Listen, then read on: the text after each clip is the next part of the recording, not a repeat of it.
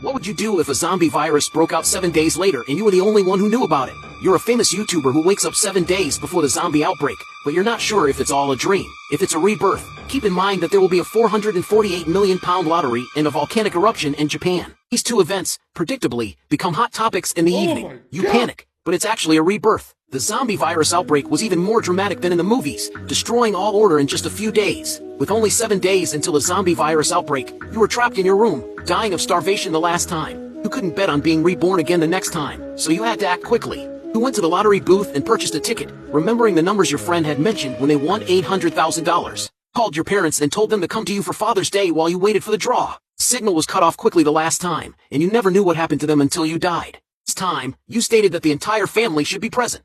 Requested that your parents bring some country specialties, such as pickled vegetables and bacon. Parents assumed you had suddenly become wise because you had always rejected the local specialties they brought you whenever they visited the city. Concerned that you hadn't considered everything, so you jotted everything down in your phone's memo.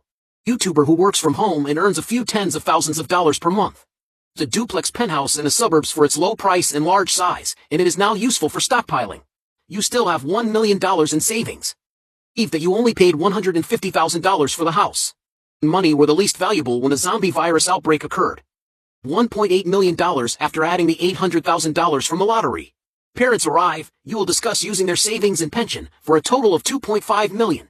You must spend all of this money over the next 7 days on various supplies. The first step is to renovate the house, the cheap suburban house you purchased. It became the safest place after the zombie virus outbreak, but it still needs to be reinforced. First, you replace the windows and doors because you believe the aluminum alloy is insufficiently secure. You also requested that the construction team create a burglar-proof window filled with spikes to prevent zombies from climbing the building. You have to be wary of people at the end of the world. Someone downstairs may climb up the window, particularly the front door. You spent $300,000 on a 5-meter thick all-metal cast-in-place protective door. Not only can bullets be defended, but so can bombs. After you've reinforced the house, you'll need to go shopping for supplies. You needed to purchase some daily necessities. Fortunately, there was a Costco nearby. You used to be too slow when shopping with a cart, so you decided to rent 5 large trucks online for $400 each. First, you went to the fast food section and purchased 50 bags of frozen lasagna without regard for the brand. You received 50 boxes of each flavor of instant noodles. You didn't buy any drinks, only some inexpensive and thirst-quenching mineral water, because sugary drinks would only make you thirstier. You had already filled 3 trucks with just these basic foods and beverages. You were aware that purchasing so much in bulk would draw attention, so you hung a banner on the truck stating that the proceeds would be donated to refugees.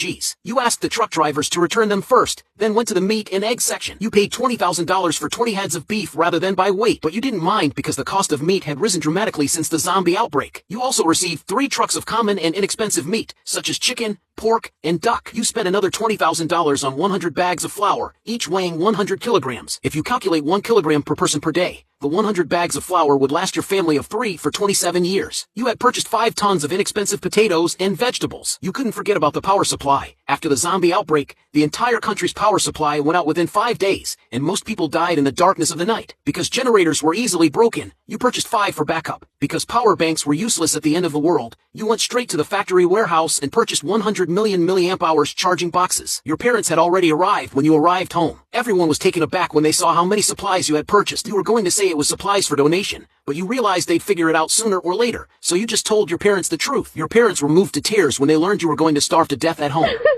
Not only did they believe you, but your father, a retired principal, demonstrated his strong coordination skills. You stated that you had purchased so many frozen foods, as well as pork and beef, that you required a large refrigerator. Fortunately, you were on the top floor, with a large terrace outside. You simply requested that an 80 square meter ice house be built on the top floor. Your father also purchased 5 parachutes to prevent any accidents that would trap you on the top floor. Your mother predicted that you would eventually run out of meat. You suggested raising chickens, but your mother objected, claiming that it was too smelly and that chickens would crow. It was simple to draw attention to it. As a result, everyone agreed to raise fish. Above the ice house, a 100 square meter fish pond was constructed. When it rained, it could be filled with water in an instant. You broadcasted the entire process of building the ice house and fish pond as a professional YouTuber. On the one hand, it could subtly remind everyone, but on the other, it could be your last chance to make some money. No one will know where you are as long as you do not reveal personal information. However, you were startled awake that night by a hurried knock on the door.